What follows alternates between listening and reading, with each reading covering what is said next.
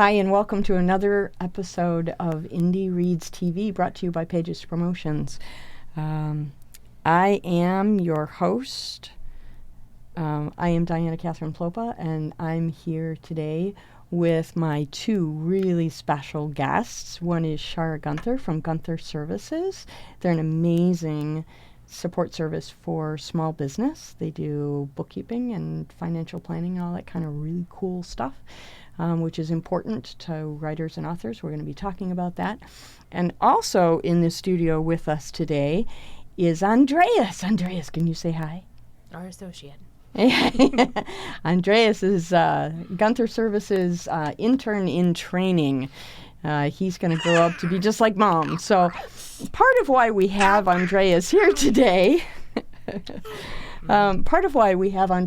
with us today is to demonstrate this really wonderful idea of work-life balance, and how that can sometimes be a challenge for those of us who run our own businesses and try to balance having little people and a career as well. So welcome, Shar. Thanks for coming. Thank you for having me. And Andreas is going to be a lot of fun. This is a really special episode because, we haven't done TV with little guy before. No. He's watching himself on the monitor. So let's see if we can start this out. So Gunther Services, tell us a little bit about the company and what your vision is. So it started about 6-7 years ago. I was in a transition out from another small business I had started and ran and sold. And then I noticed a trend within a lot of my friends who owned small businesses. They needed someone to keep an eye on their books. It was just this topic of conversation. I really have to sit down once a year and go through my books and organize my accounts and just my transactions. It's so daunting. And it was this reoccurring pattern. And I was like, oh, well, I'm good at that. So then I just started doing it. And I was just not charging a whole lot, but I was just going in, and that's how it all started 6 years ago.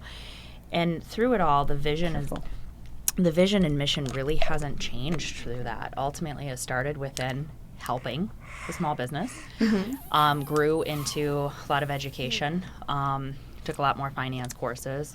So I became more educated for the bigger, small, medium, and big. Yes, you can have some pop. And within that, the vision and mission is ultimately to help educate the small business owner and then do it for them if they don't want to still. There you go. So, I got to tell you, I was super happy to discover you a little over a year ago when I first discovered you, and you came in to help me with my small business when I was managing the bookshop. And you were just an absolute lifeline for me because, English degree, I don't do math. So having you there to help walk through, we became much more successful because I had somebody like you on my team. And as an author, I think it's just as important for individuals to consider maybe you can't do every bit of the business part by yourself. Well, it's funny you say that because it actually references a book I've read. And I believe every small business owner should probably pick up this book and read it. It's E-Myth for contractors. Okay. It's like a good start line to kind of get a good feel. It's kind of written at like your 3rd, 5th grade level from story. It's like a great little story in it. And one of the sentences in that is, one of the sentences that it came alive within that and really hit home for me for those I help is, Susie likes pies. Susie starts this pie business. Susie hates pies. Because there's the love and the passion for what people do. And in this case, it's books and writing, right? People want to go into business to write editorial, offer services. But that's one piece of the entire picture within a business. There are so many different facets. So I don't just do bookkeeping. I actually do a lot of strategy. Right. Well, and that again was one of the really key parts about why it was so cool for us to find each other, because you helped me to say, oh, look, my writing career has a business component that I had neglected for a long time because I was so busy with the creative part. Right. and having you in my corner. Oh my goodness. There's that work-life balance. Good job. Oh my goodness. Are you all right there, buddy? You like the pop? Is that the pop? So again, having you in my corner to say, hey, Diana, there's another level to this writing thing that maybe you hadn't thought about. Let's strategize how to make this a more solid thing. That was tremendously helpful for me. And I can see how important that is for other authors as well. And it's extremely important because even when from the time someone starts out to the time, because success is different for each person. So the time that you start out, you're going to change and strategize multiple times before you get to the end goal. And the one biggest piece to remember is that, because we spilled it, so we can't have more, okay? Okay, we'll have some more when we're done. And the one biggest piece to remember... Yes, that's what happens when we spill it. But the one biggest piece... It's okay. It's okay. One biggest piece to remember within transitioning is that transitions are okay. It doesn't mean you failed. It just means you're going to take a different fork in the road. Sure. And having the other person on the other side of the table, looking at your numbers, sitting down with you going, hey, we're spending too much over here. What are your thoughts about reallocating? And then trusting the other people. It's me trusting you, writing, and you trusting me that I know numbers. Yeah. It's the trust on both ends, which really helps. It's educational. Really, yeah, absolutely. Ends. So, obviously, we've got Andreas here today, and he is super active and super lovely, and almost 3, and we adore him. So, this has got to be a huge challenge for you. You're running your own business, you're serving other clients, and you're a single mom of an almost 3-year-old. I see how you're balancing him here today. How does that balance work when you're trying to focus on your mission as well? I mean, how do you make that work? Well, actually, it's funny. We don't touch the mic. It's loud. It's actually quite simple. So my lovely team at Gunther Services, what I wanted to start and how I've built it, and people join you for your vision and mission. They don't join you for what you do. Right. You can find people all day long to do transactional work, but it's the people who give their heart that are really amazing. So within that, the goal was to create an atmosphere where women can come back to work, moms who have managed their homes, and can come back to work and actually use their skills for bookkeeping. And we come together as a team. And it's family as a whole, because we look at the other people as family that, we have to bring, sometimes you got to bring kids with you. You know what? Sometimes you've got to bring, you forget a folder. You're late on a proposal. Your employee's out sick. Sure. The changes in life is huge. Right. And yeah. I went through that raising my son, trying to work and go to school, and accepting that culture and knowing it's okay. That and we just embrace it. It's more like, here's where we're at. We're bringing him with us today, right? Right. And knowing that, okay, well, what's the deadline? What's the deadline? When do we need to have this done? How urgent is it? So I categorize things in 4 boxes. You gonna say hi? You wanna say hi? You wanna talk? You wanna talk? He's making the background music. Yeah, it is beautiful music, isn't it? Sometimes, things change. And it was funny because when he was 5 months old, I was sitting in the car just absolutely crying because I was a planner and I had 2-3 weeks out planning and nothing ever worked out. And I was crying, and finally I called actually my business partner, and she's like, well, get used to it. Nothing ever stays the same anymore. So from that point forward. Oh, yeah. That's very, very true. I can't tell you how often I've looked back on my life. My son is now 28, and I say, oh my goodness, none of this was in my control. And within that, I can bring in some other stories for some other business owners. Like we have another amazing company who's really, really, really good at making chocolate. We have another company we support who's, really good at other things. You just have to know what you're good at the trick is to know what you're not good at. Yes. And then to be okay. To be okay with talking about it and then passing it off. You know, hey. I was just telling an author last night that I met with that probably one of the most sanity-saving things I've ever done is to surround myself with people who are smarter than me in areas that I don't understand. And involving my son in that growth. And that's why I love what you're doing as well, is you're running this amazing business and you're serving all these really cool people, and at the same time, you're including your son and you're being this amazing role model for him. My team's son. So when we get together at coffee shops and we bring the kids and the kids go play and we sit down and do work. And we're moms first, right? Because if we can't be a mom at home and take care of our kids, then what do we have to come, have to come home to? Why have a job? Right. Yeah. Right. So we support each other and we support our clients and we work around those challenges. And, I think the one takeaway from all of this, just to make sure, I think what we're trying to get across is that through life's transitions, especially within small business, if you're starting a business, sometimes you don't know where to start, but that's the fun part because you get to search. That's exactly the same approach you take when you're starting a new story, when you're starting a new novel.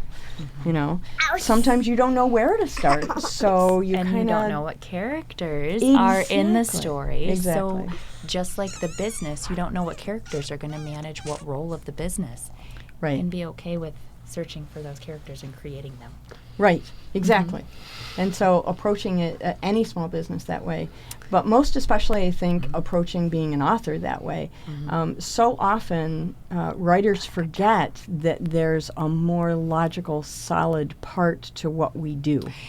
Yes. And to have you there to kind of rein us in and go, there's this other piece you kind of forgot. Like, have you thought about liability insurance for your shop? Have you considered the idea that, now, especially I see this with authors, and most of us forget this part, sales tax when you go to a festival, are you collecting sales tax? And the other thing we always forget is, have you determined based on your income, are you going to have to do quarterly estimated filing, or can you get away with your regular 1040 calling it a hobby? Right. And you need to have record keeping to be able to make those determinations. And I think that's why it's so important to have somebody like you in the back pocket of an author so that you can help us not fall flat on our face when it's time to fill out the 1040. And even if it's the questions, right? Because sometimes a lot of people are just seeking guidance. They're not really seeking someone to do the work for them. And in my search, I'll talk to 10 people before I'll actually sign one proposal. But it's that education piece of that trust and gaining the relationships. Looking at a lot of the common questions I see with people developing new businesses or going into business for themselves, they ultimately don't know where to start. So the questions you need to ask yourself for start are going to be, what type of business do I want to file? So then you type in Google, types of businesses filed through the state, right? Right. It'll give you a list of your DBA. That's your first filing. You have an LLC. You have an S Corp, a C Corp. You have so those are corporations. Which those are that's like borders. Okay. Right. We're looking more at like we're looking at like a DBA or an LLC, right? So those are your first two starters. Those are kind of like your options. What I like to look at is the starter pieces. Like, what do I need to file now? But before you file that paperwork, think about 5 years from now, 3 years from now. Where do you want to go? Like, how big do you want this to be? Do you want this to be a career? Do you just want to see this as a hobby? Do you see this as a second business? Are the books you sell just going to be accumulated income to go on that vacation with your husband or your wife? Or is it actually going to be revenue generating to move your life forward? And I know creative people don't like math problems. No, we really don't. But one number I like to throw out and think of one number what's one number at the end of the day that would make you happy with your hobby or career? Okay. And that number, no. What's one number that would make you happy with how much? If you laid down at the end of the day and you woke up in the morning and all you did was sell your books or write your pieces, how much would you want to make to be happy from those pieces? And that's ultimately, okay, and from there we can develop a strategy. Right. However, and maybe you can help us brainstorm a little bit on this, the biggest problem creatives have is putting a value on what they do, right? Very much so. The hardest thing for a creative, an artist, a musician, an author, the hardest thing for them to do is to say, this is what my art is worth. Hardest thing in the world. Mostly because creatives have a collective low self-esteem.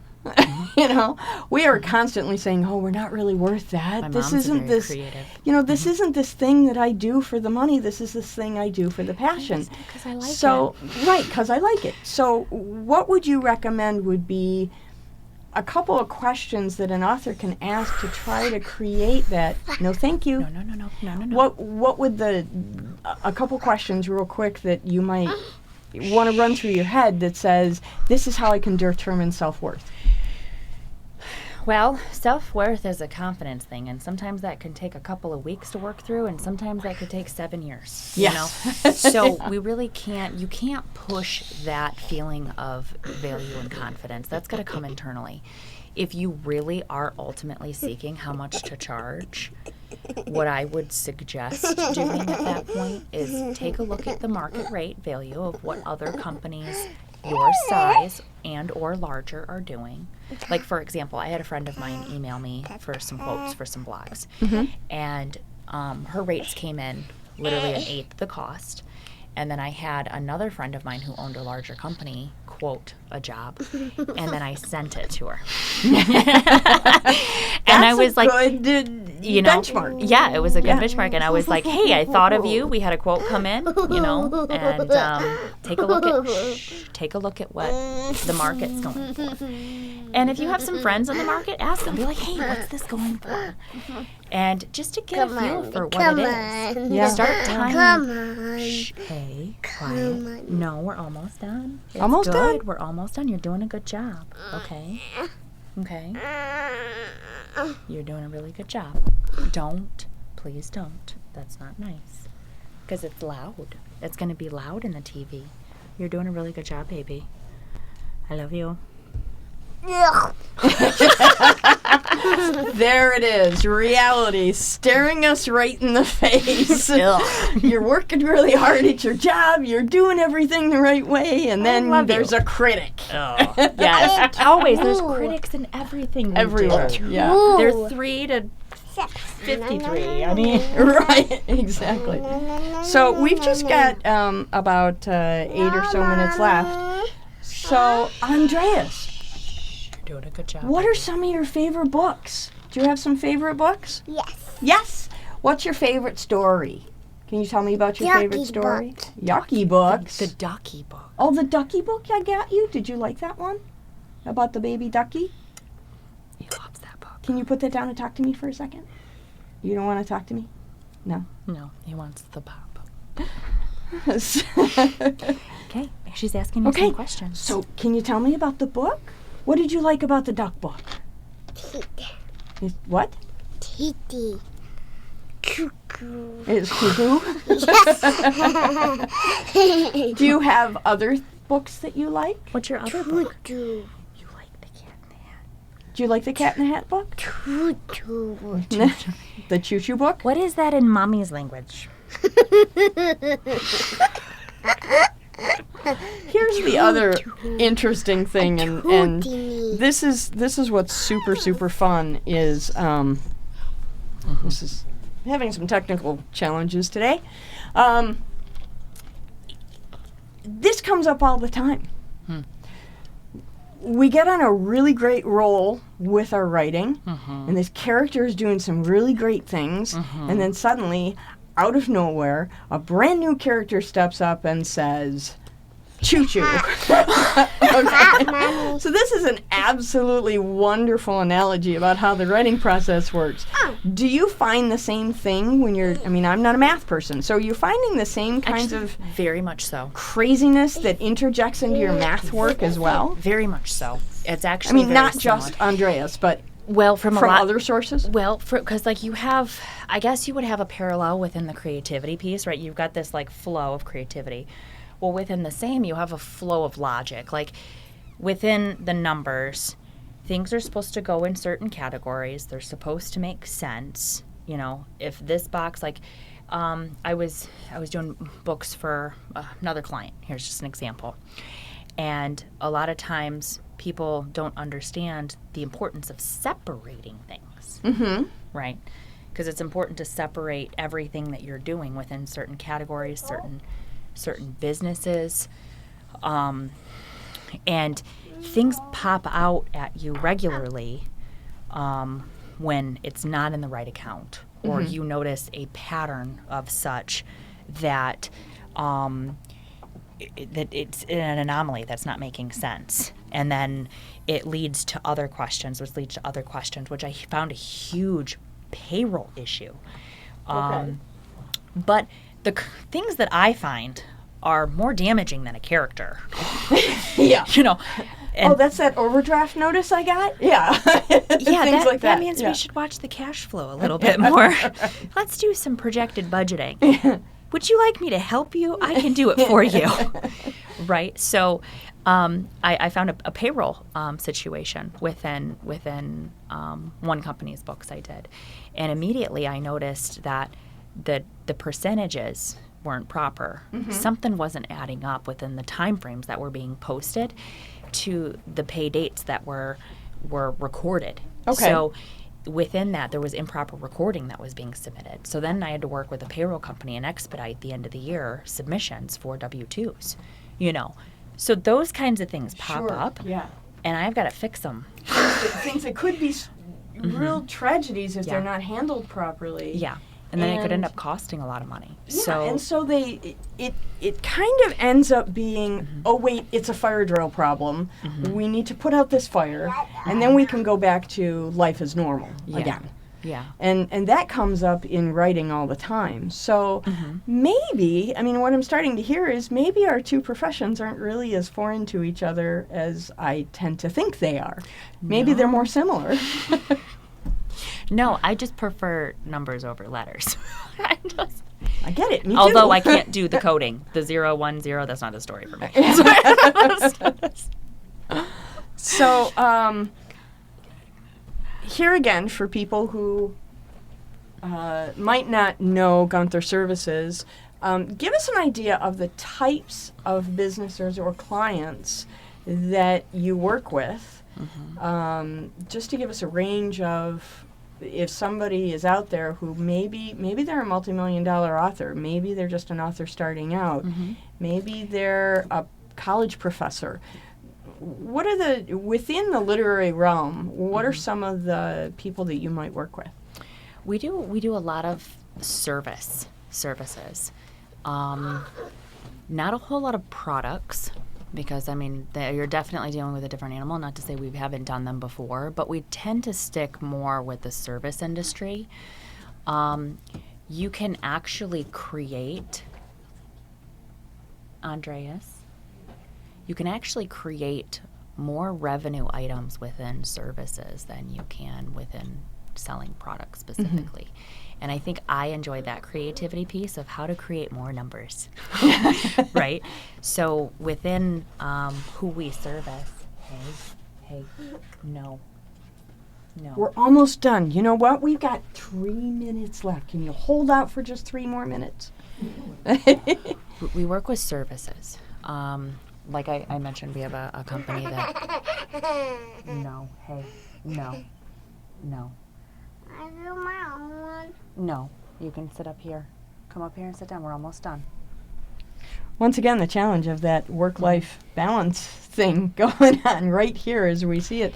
So many people want to hide this part of what work is, and I'm really pleased that you brought Andreas with you to the studio today, because it absolutely illustrates the importance of making sure that you have balance and that you don't forget the priorities. And of course, family is your biggest priority. So every service we work with, every product we sell, nothing is more precious than that little giggle. So I appreciate you bringing him in. But we've just got a couple more minutes, and I know this is challenging, and he's getting antsy. He's doing really good. So he is doing it for 3. He's doing great. So if you had to think of an ideal client that you'd love to have you call you tomorrow, somebody in the literary scope, what kind of client would that be? That's actually kind of difficult for me to answer, because I enjoy the creativity piece of the different facets, actually. So I could get a call tomorrow from someone just wanting to start up and wanting to pick my brain, and that's actually fun. I could get a call tomorrow where someone actually has been doing books for about 3 years, and they need me to come in and organize and clean up, books for tax filings, because you can tax file back up to 5 years. Okay. So, and I come in and I just do it by project base, right? Okay. Where are you at? What do you have? And how can I help you? So really, the takeaway I'm getting from this is that there isn't anything that you can't do. And if there is, for you, the creative diversity is what drives your company forward. Very much so. And I've met the team, and they're wonderful people, and their drive also seems to be that same level of creativity. You're destroying the wall, and that's not acceptable. Okay. So thanks so much for doing this. No. I know this is kind of chaotic, but it was super fun. And maybe Andreas will one day grow up to be a TV personality. That would be super wonderful. Well, he dances, so we'll see. Oh, yeah, that's not nice. Well, thanks again for coming. I really appreciate your time, and maybe you guys could go to the park. Yeah, we're gonna go swinging after this. Thank you so much for coming in. Thank you for having me. Yep.